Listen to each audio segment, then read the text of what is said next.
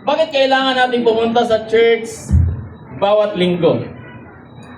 Bantayan ko muna yung oras kasi minsan matagal ako hindi kapagsalita kaya humahaba minsan kapag hindi ko binabantayan yung oras. Bakit kailangan natin pumunta sa church every Sunday? When I was young, 1991, tumanggap ako kay Jesus Christ. Binautismuhan ako sa isang ilog doon sa lugar namin sa may Alamada, Cotabato. Tapos nagdagtanda ko ba yun, Bernie Santo nung time na yon, tumanggap ako kay Jesus Christ. At mula noon, hindi ko matandaan na hindi ako nag-church dahil pagod ako. Hindi ko matandaan o maalala na hindi ako nag-church dahil nilalagnat ako o di kaya or napuyat ako. At hindi ko rin matandaan na hindi ako nag-church dahil may exam ako kinabukasan. Kasi iniisip ko na kung may exam ako sa Lunes, kailangan ko magpunta sa church sa Linggo in preparation sa anumang exam na mayroon ako sa sunod na mga araw. So hindi ko na-miss yung church. Maliban lang kung may flight siguro ako o may travel na kailangan kong puntahan. Pero hindi ko siya na-miss yung flight o yung church dahil may boxing o di kaya may gala kami ng mga kaibigan ko. At hindi lamang ako pupunta sa church. Minsan nagsistay pa ako sa church pagkatapos ng pananambahan. Now, sa totoo lang, may mga pagkataon minsan na hindi ko gusto pumunta sa church sa araw ng linggo. But as I mature with my walk with God, nung mga dumaranas na ako ng mga suliranin sa buhay, na-realize ko at na-appreciate ko kung gaano ang ibig sabihin na pumunta sa church at mag-isama sa mga kapwa mananampalataya. Kasi na-realize ko na there is something about being in a church that is necessary for my own survival. Na-realize ko na may mga bagay minsan na kailangan ko para ako'y makapag-survive. May mga tao na they are convinced, they are convicted that church really is not necessary. May mga tao na minsan kumbinsido sila, convicted sila, na hindi naman talaga kailangan pumunta sa church every Sunday at mag-grow ka naman sa Panginoon. May mga tao minsan na nagsasabing, hindi man ako sumasamba, hindi man ako nag-church, pero naniwala naman ako sa Diyos. Siguro kung si Satanas nandun sa tabi niya, sabihin, pariho pala tayo, bro. May mga tao na gano'n, they are convinced na hindi nila kailangan na mapabilong sa isang local church. And I get it, mga kapatid. Minsan naiintindihan ko sila, sometimes kasi, church sometimes can be a difficult experience. May mga tao na kainis sa loob ng church. May mga tao na feeling pogi sa loob ng church. May mga tao minsan na medyo magaspang yung ugali na nandyan sa church. Kaya naintindihan ko yung kapatid. Sometimes may matitigas ang ulo sa loob ng church. So it can be hard, kapatid. Minsan nakawalang gana pumunta sa church. Pero next time na matempt kayo na magstay sa bahay ninyo at hindi pumunta sa church sa araw ng linggo, balikan natin o puntahan ang aklat ng Juan chapter 20 para magkaroon kayo ng matinong pag-iisip kung bakit kailangan nyo pumunta sa church every Sunday. Pansinin nyo yung binasa natin kanina. Ito po yung unang araw ng Sanlinggo. Ibig sabihin ito po Sunday. At si Jesus Christ ay namatay siya nung Friday. Nagawa niya na yung trabaho niya. Salvation has been completed. Binayaran niya yung kasalanan ng lahat ng sangkatauhan. At nung muli siya bumangon sa mga patay sa araw ng linggo, unang item sa kanyang agenda ay bisitahin yung kanyang mga alagad. Now, hindi yun mahirap. Sapagkat bago siya namatay, sinabi niya sa kanyang mga alagad, huwag kayong mag-scatter abroad, huwag kayong pumunta kung saan-saan, manatili kayo hanggang sa ako'y babalik, yun ang sabi niya. Kaya, pansinin ninyo mga kapatid, sinabihan niya yung kanyang mga alagad na huwag kayong umalis sa Jerusalem kasi ako'y babalik. Now when Jesus Christ was risen from the dead, pumunta siya sa lugar na kung saan nandoon yung kanyang mga alagad nagtipon-tipon, expecting that they will be obedient to the commandment na binigay niya sa kanila na kung saan dapat manatili sila sa kanilang kapwa mananampalataya. Dapat magstay sila sa mga believers, kasama yung mga believers. Now, nung pumunta si Jesus Christ doon sa lugar na pinagtitipunan ng mga alagad, nung pumunta siya doon, nung i-check niya yung attendance, nandoon si Matthew, nandoon si James and John, nandoon si Thaddeus, nandoon si Bartolome, pero si Thomas wala doon. Dito nung pumunta si Jesus Christ, unang araw ng linggo, Sunday, nagkatipon-tipon yung mga alagad o yung mananampalataya ng Panginoon, lumitaw si Jesus Christ, pero wala doon si Thomas. For some reason, hindi sumamba si Thomas. Wala siya doon sa gathering ng mga alagad ni Jesus Christ. Now, importante po yun mga kapatid. Hindi sinabi ng Biblia kung anong dahilan ni Thomas kung bakit hindi siya nag-church. Dahil doon, gagawa-gawa ako ng kwento or dahilan. Siguro inisip ni Thomas, alam naman ng Panginoon yung puso ko. Ba yun ang ginagawa niyo kapatid?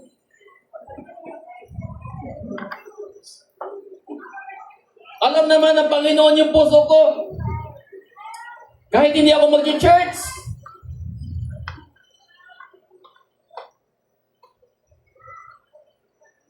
Nawala tuloy ako.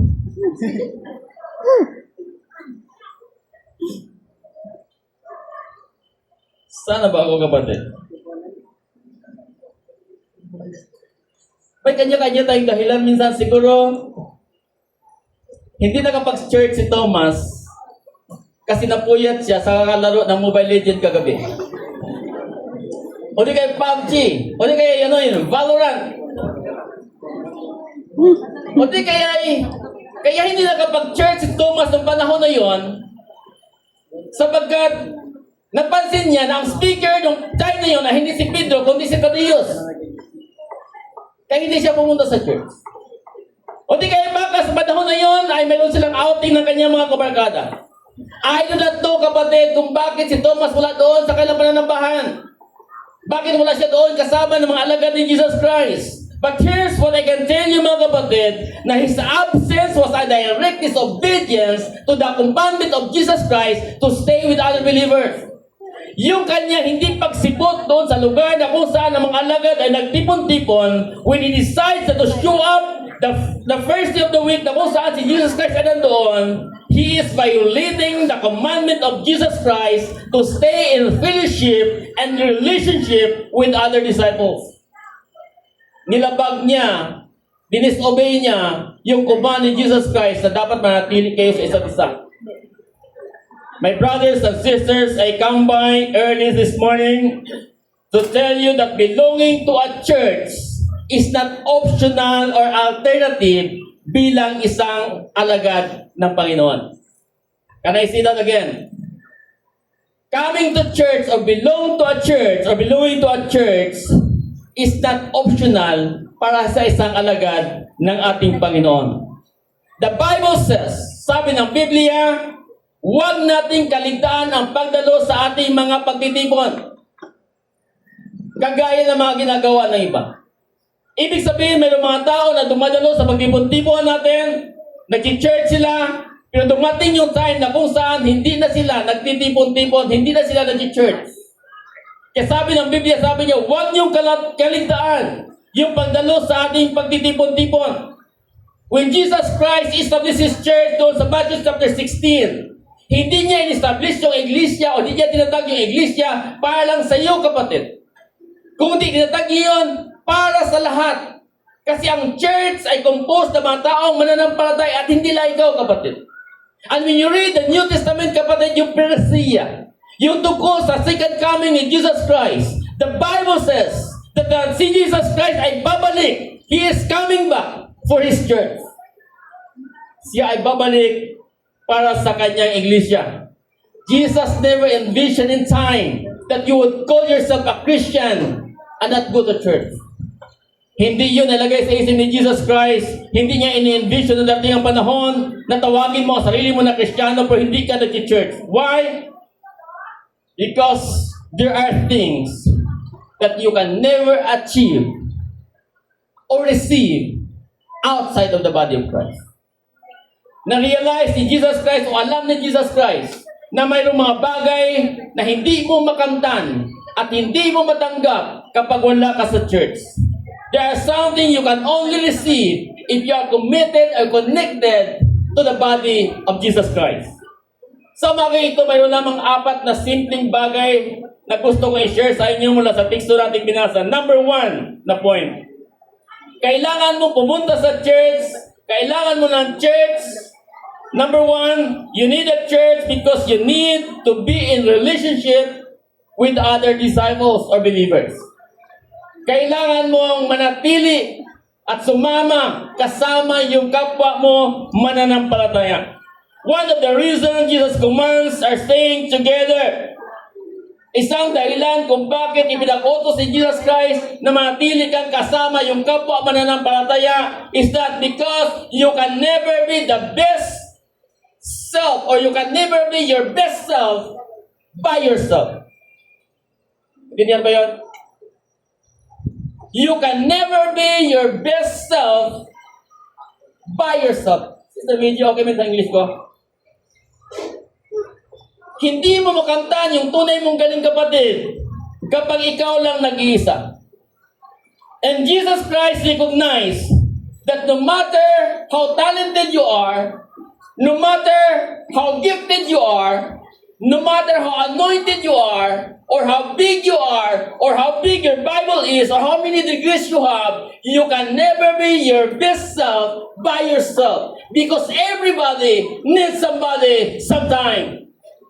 There comes a time na kung saan you're gonna lean on somebody else. May mga panahon na kung saan sasandal ka sa ibang tao. May mga panahon minsan na kailangan mo may hawak sa iyong kamay, may huhugot sa iyo, may hila sa iyo, at may mga panahon minsan na kung saan tatawag ka ng kapwa mo para tulungan ka. Palakpakan natin na ito, Panginoon. And therefore, Jesus says, you need to recognize that you need one another. Dapat malaman ninyo na kailangan natin ang bawat isa.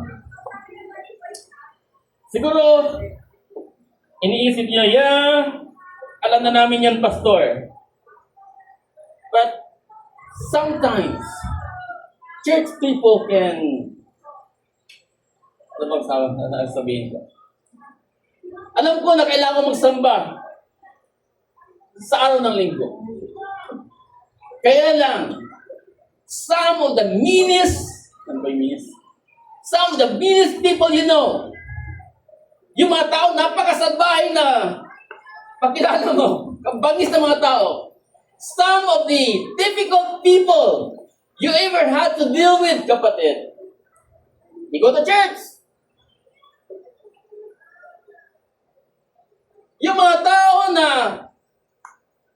medyo may saltik, nakainis, pupunta sa church. Kaya minsan may mga Kristiyano na rinig ako, sometimes na-appreciate pa natin yung mga tao na labas sa church o wala sa church kasi alam natin yung tunay na sila kaysa mga tao na sa loob ng church. Mayroong mga tao na gano'n sa sabi, buti pa yung kapitbahay ko, kahit na lasing kilo, at least alam ko siya na lasing kilo. Yung sa loob ng church, ay medyo man si sister, nagsisinungaling man si sister. Ano ba si brother, minsan may may tupak man. Tingnan nyo nga yung katabi nyo, kapatid. Isa dyan, may tupak, kapatid. Nakita nyo? Minsan may something din yan, kapatid. Kung wala kayo nakita, tumingin ka sa harap. Tumingin sa salamin. Ganun, kapatid. Minsan nakakainis yung mga tao sa loob ng church. But there's one thing that I want to remind you, kapatid. I want to remind you this morning sa isang bagay na nakakalimutan ng karamihan sa atin. Isang bagay, Isang bagay na nakalimutan natin minsan, kapatid, na church people are people. Minsan nakalimutan natin na mga tao sa church ay mga tao. Tingnan niyo ulit yung katabi niyo, kapatid, tao ba talaga yan? Yan na nakalimutan natin minsan eh. Mukhang unggoy yan, bro. Tao yan, kapatid. Minsan yan nakalimutan natin. The church people are people. Tao rin siyang katulad mo, kapatid. They have good days and they have bad days, kapatid. You have good days and you have bad days, kapatid. Minsan maganda yung gising mo. Minsan man pangit yung gising mo, kapatid. Minsan may mga pagkataon minsan na pangit yung mood mo. May mga pagkataon minsan na pagpunta ka sa church, ayaw mong kulitin ka ng katabi mo. Ako nga sa sarili ko, kapatid, hindi ko ang gusto yung sarili ko minsan. Kaya kung napapansin nyo, pag hindi ako kumagibok, may saltik yan. Hindi, gutom usually yan, kapatid. So kung ako nga, ay minsan hindi ko gusto yung sarili ko, how do you think I'm gonna like you all the time? Kaya ako nga, hindi ko gusto yung sarili ko minsan. Kasi pinagudahan ko na para may saltik.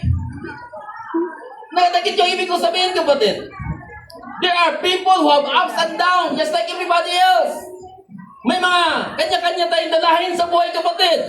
Because the reality is, yung church is not a gathering of perfect people, pero ito po'y yung gathering na kung saan ito yung mga tunay na tao, kapatid.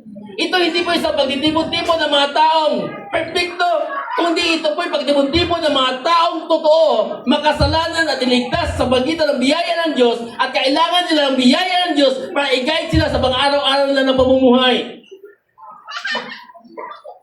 They are people. So stop looking for a perfect church, kapatid. Huwag na huwag kayo maghanap ng perfectong iglesia, kapatid, kasi hindi kayo makakita ng perfectong church. At kung baka sakali makita kayo ng perfectong church, kapatid, huwag na huwag kayong sasali doon. Kasi hindi maging perfect yan pag nandoon ka na, kapatid. Totoo, because you're gonna bring your issues. You're gonna bring your broken wings, kapatid. Pero sa totoo lang, walang perfectong church. Marami dito sa Pilipinas, kulto ng mga churches.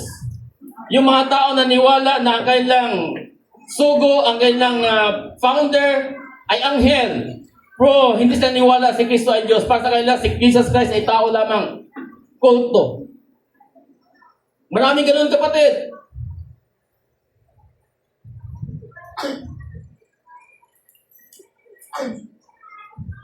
Sana ba ako? Medyo may medyo ananghang ng kaunti yung ano ko minsan. Pag-isip ko. Siguro hindi maganda yung gising ko, kapatid. Listen. We are people who got issues just like everybody else, kapatid. And what makes church necessary? Bakit naging mahalaga o kailangan natin ng church? It's not because you're surrounded by perfect people, but rather you're surrounded by people na kung saan sila ay nagmalasakit at nagmamahal sa iyo. You are surrounded by people who care about you, kapatid. May mga taong nagmamahal sa iyo.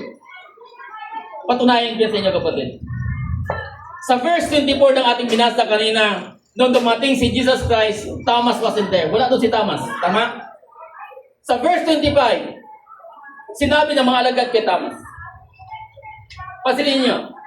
Nung dumating si Jesus Christ, Thomas wasn't there. And they said to Thomas, sinabi nila kay Thomas na dumating nga ang Panginoon. Now, tanong, how can they say to Thomas if Thomas wasn't there? Paano na nasabi kay Thomas kung si Thomas ay wala doon? Here it implies, mga kapatid, na ibig sabihin when the worship is over, pagkatapos ng kailang pananambahan, mayroong mga alaga doon na nag-care so much about Thomas at hinanap nila, hinaluhog nila yung Jerusalem para lang hanapin si Thomas. Nagiti ba yun? That makes church so good, kapatid. Kasi may mga tao nagmamahal sa iyo, nag-care para sa iyong kabutihan. May mga tao na kung saan nililibre ka ng hapunan, nililibre ka ng tanghalian, kasi mayroon kang pinagdaanan sa buhay. May mga tao na nagmalasakit sila sa panahon na mayroon kang need sa buhay, nagkasakit yung nanay mo, operahan yung tatay mo, mayroong mga tao na pinagkatimulaan mo, nag-care sa iyo, at ipanalangin ka, kahit na hindi mo tanungin kapatid, ipinalangin ka nila. At yun ang ginagawa ng church to every Saturday. Pinalangin, ang bawat Saturday may problema. Alam niyo man yan o hindi, may mga tao na langin pa sa inyo kapatid. Kasi kailangan mo ng mga tao, kapatiran na manlangin pa sa iyo, nahahawak sa iyong kamay, hahag sa iyo ng godly hug, at encourage ka when you are down and going through. Kailangan mo yung mga taong ganun kapatid. So somebody in the church. Now here's the problem. Sa verse 20.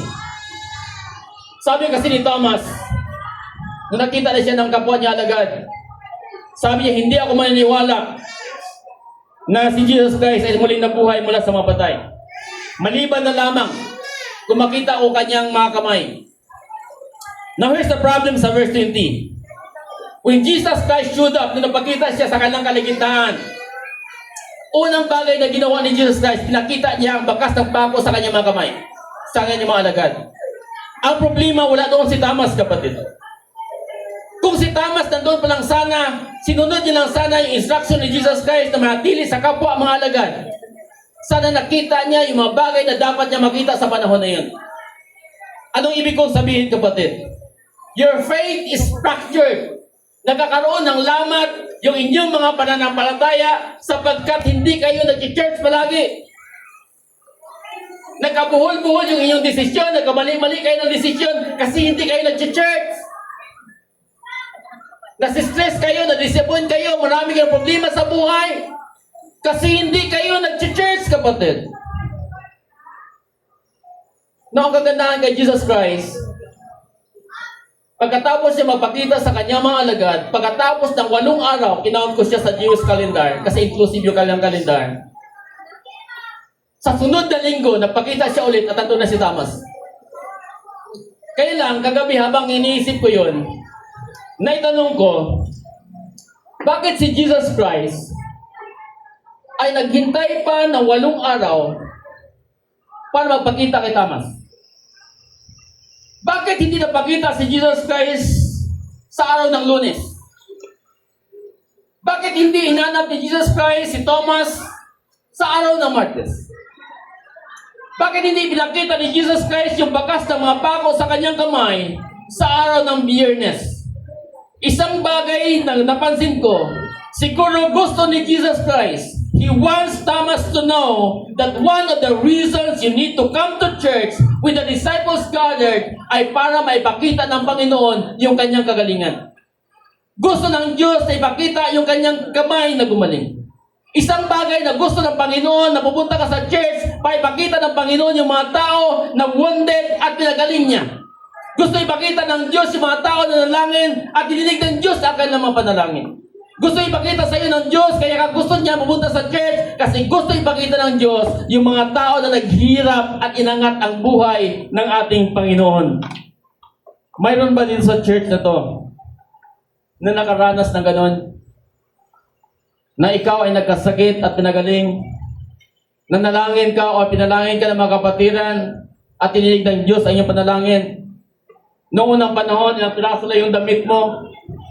Pero ngayon, pinagpala ka ng Panginoon, napakadami mo ng damit, mga branded pa yung mga damit mo. Mayroon ba dito kapatid naka-experience nun? That's why you need a church. Secondly, pangalawa, gusto ng Diyos na mag-church ka every Sunday because you need to know your responsibility in the world. Dapat malaman mo na mayroon kang katungkulan sa mundong ito, kapatid. You need to know what your responsibility is. Ilang mga kamag-anak niyo na kapatid na napunta doon sa lugar ng pag-rootsa sa ngayon. Dahil napakatamad ninyo at napakaduwag ninyo na sabihin sa kanila na kailangan lang tanggapin si Jesus Christ. Ilang mga kamag-anak niyo na o miyembro ng pamilya niyo mismo, kapatid, ang nagkasakit at namatay. Pero hindi nila natanggap si Jesus Christ bilang Panginoon at personal na tagapagligtas kasi ang tamad mo. Na-invite sila sa church. Kayo nakakalam sa Biblia. Sa lugar ng mga patay na sinasabi ng Biblia, pagkatapos mamatay na isang tao kapag walang Kristo sa kanyang buhay, pupunta siya doon sa lugar ng mga patay. At doon sa lugar ng mga patay, nahati ko yun sa dalawa. Place of torment at yung paraiso. Abraham's bosom at lugar ng pagdurusa. Kapag ang tao walang Kristo sa kanyang buhay, kapatid, kahit na nanay mo yan, o tatay mo yan, o auntie mo yan, o pinsan mo yan, kapag wala siyang Kristo sa kanyang buhay, hindi niya tanggap si Jesus. Kaya sabi ng Biblia, papupunta po yan doon sa lugar ng apoy. Sa lugar ng pagdurusa, may apoy na doon. Hindi ba yung impyerno, kapatid? Isipin nyo ngayon, dahil sa kaduwagan ninyo, yung mga kamag-anak nyo ngayon na nadisgrasya, namatay, nandoon yan kayo, kapatid, naghihirap. May apoy na po doon. Gagana pa yung memory nila. At isang bagay, kapatid, na mas mahirap kaysa apoy doon, kapatid. Hindi pa yun ang impyerno, wala pa sa taras doon. Hindi pa yun yung impyerno na sa second coming ni Jesus Christ na kung sasama mo na si Lucifer doon. Isang bagay ang mas mahirap doon, kapatid, hindi yung apoy, yung pagrusa doon, kundi yung pagsisisi habang buhay, kapatid. Baka ikaw pa ang isa sa sisihin na yung kamag-anak pagdating doon, kapatid. Kung mauna kayo, sa akin, makita nyo mga kamag-anak nyo na namatay, na wala pa kay Kristo, kapatid, doon. Baka sisihin pa kayo.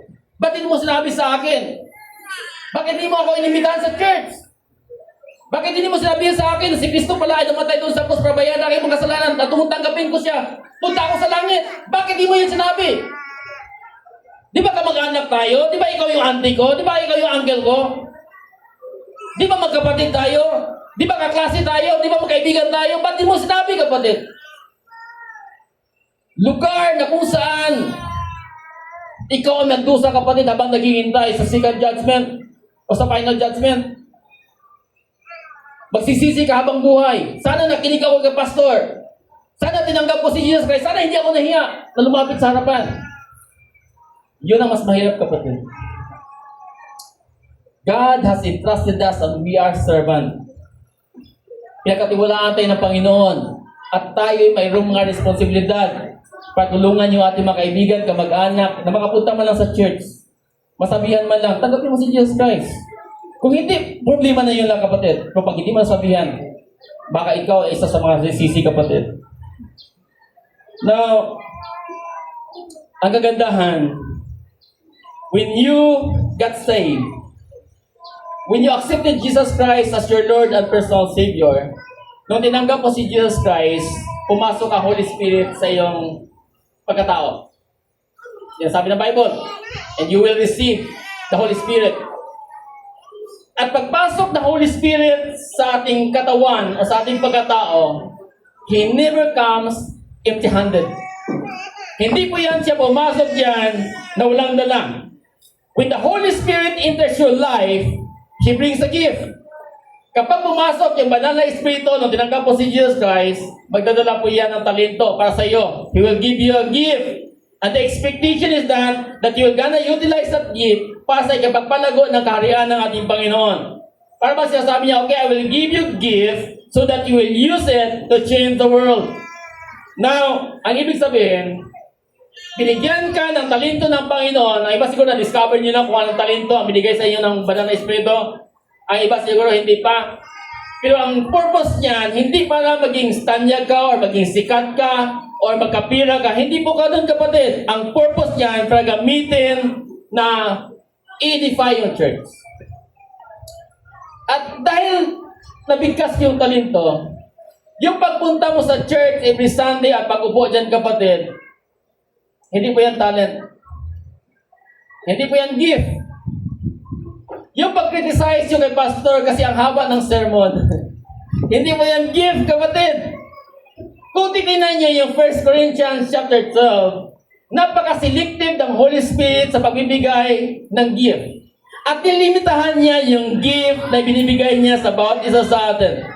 The Holy Spirit by intention does not give you every gift. Ang Holy Spirit, hindi ka niya binigyan ng lahat ng gift. Bakit? Para para maramdaman mo na kailangan mo yung kapwa mo. The Holy Spirit does not give you every gift because the Holy Spirit teach you that to need somebody else. Now, alam niyo ba kung gaano tayo kasaya kung ako ang magsulit? Alam niyo ba kung gaano kayo pagpalain ng Panginoon if I have to sing?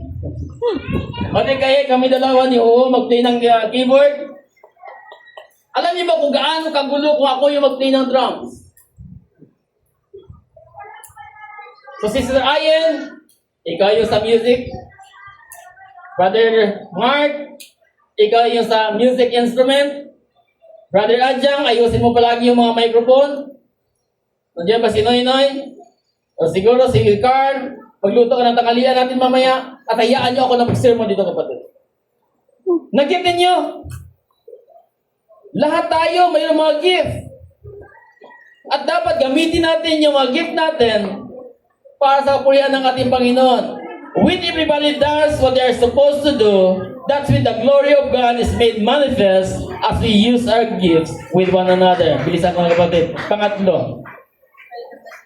Bakit mo kailangan magpunta sa church every Sunday? Because you need to receive a word from the Lord. One of the reasons why the Lord commands us to go to church is so that we can speak to you. Isang dahilan kung bakit gusto ng Diyos na magsimba ka every Sunday para ang Diyos ay mangusap sa iyo. When Jesus shows up, na nagpakita si Jesus Christ sa kanyang mga alagad, hindi lamang siya nagpakita kapatid, but He speaks to them. Siya nangusap sa kanila. And 3 times, in 3 occasions, sinabi niya, sumain niyo ang kapayapaan ng Panginoon. Napansin niyo yan? At yun ang bagay na yun na kailangan na marinig sa mga oras na yun, kapatid. Bakit? Kasi natakot pa itong mga to, hinahabol-habol pa sila ng mga Hudyo, katatapos na mamatay ni Jesus Christ, kaya kailangan lang salitang sumain niyo ang kapayapaan sapagkat wala silang kapayapaan sa mga oras na yun. One of the reasons why the Lord wants you to belong to church, because the Lord wants to speak to your hearing, kapatid. If you are in a good church, magkakaroon ka ng balanced diet of the Word of God. Sometimes, pagsasabi ka ng amen, sometimes you shout, sometimes you say, ouch. Sometimes, nasasaktan ka, sometimes nabibless ka. Sometimes it's Revelation, sometimes it's Genesis. Sometimes it's the writings of Apostle Paul, and sometimes it's the book of Isaiah. Sometimes it's all doctrine, and sometimes it's just all inspiration, kapatid. Yung kailangan mo na matanggap yung salita ng ating Panginoon. The Bible says, sabi ng Biblia, that He will gonna give us shepherds or pastors that will gonna feed us with knowledge and understanding. Ang Diyos ang magbibigay daw sa inyo ng mga pastor na mamahala sa inyo at pamalaan lang kayo ng may katalinuhan at pangunawa. He will give you shepherd, kapatid, that will feed you with knowledge and understanding. Tingnan niyo kung gaano kaganda ang Panginoon, kapatid, patungkol sa church. You ever been struggling with something? Or you've been praying about something? Mayroon kayong mga pinagdaanan sa buhay. Mayroon kayong mga bagay na pinalangin. Mayroong mga bagay na pinagdaanan kayo, you're struggling or you're going through with something. And then pumunta kayo sa church, kahit napagod kayo, kahit na parang hindi nyo gusto pumunta sa church, pero pumunta pa rin kayo sa church, and that pastor in the pulpit says exactly what you needed to hear. Napansin niyo yan? Nung pumunta kayo sa church, yung pastor na nagsasalita sa harap, yun mismo yung mga bagay o kataga na gusto mo marinig ang kanyang nabanggit. Have you ever wondered who told your pastors about your business? Hindi ba kayo nagtataka kung sino sabi sa inyong pastor na nagsisinungaling ka? Or marites ka? Or may jowa kang iba? Or nagluluko ka? Or mga bagay na minsan hindi mo alam, nalalaman? Narinig mo doon sa may pulpit o kapatid? That's what God does in church, kapatid. That when you pray about something, God sends the Holy Spirit to arrest the attention of the man of God na siya magpapakain sa iyo sa araw na yun, kapatid. Kaya napapansin nyo minsan, pagkatapos na minsan ng sermon, may nagdang malapit sa akin, natabangan ako doon, pastora. Minsan may nagsasabi, tamang-tama yung pagdating mo, pagbisita sa akin, pastor, kasi yung mensahe mo, tamang-tama sa mga nangyayari sa church namin ngayon. May rin nagsasabi, pastor, ngayon naintindihan ko na yung mga bagay-bagay na nakakalito sa akin. Nag-uusap ang Panginoon, kapatid. So you need the word. Tatapusin ko na. Panghuli, at hindi ko na i-elaborate. Bakit kailangan mo pumunta sa church every Sunday? Bakit kailangan mo ng church? Kasi kailangan mo ng lugar. You need to be in a place where you can respond to the wonder of God. You need a place where you can thank God. The Bible says that when Jesus Christ ay dumating, napakita sa kanyang mga alagad, hindi lamang siya nangusap sa kanila. But the Bible says, hininga niya, He breathed His Spirit unto them. Sabi niya, receive the Holy Spirit. At yun ang gusto kong mairamdaman natin, ma-experience natin kapatid sa ating mga pananambahan. Yung working of the Holy Spirit. Yung pag-work ng Holy Spirit sa iyong buhay, pag-blow ng Holy Spirit sa iyong mga puso kapatid. My brothers and sisters, you need a church. You cannot grow outside of the church, kapatid. Para yung isang isda, pag kukunin mo yan mula sa tubig, hindi yan magtatagal, mamatay yan, kapatid. You need a church. You are created and commanded to be in a relationship with other believers, kapatid. Para gamitin yung talento na binigay sa iyo ng Panginoon para kung yung iba ay mabago ang kanilang mabuhay. You need a church, kapatid, na kung saan makarespond ka sa mga kabutihan ng Diyos sa iyong buhay, kapatid. At kailangan mo ng lugar na kung saan mapifeel mo yung pag-work ng banal na Espiritu Santo. You need a church. Magandang umaga po.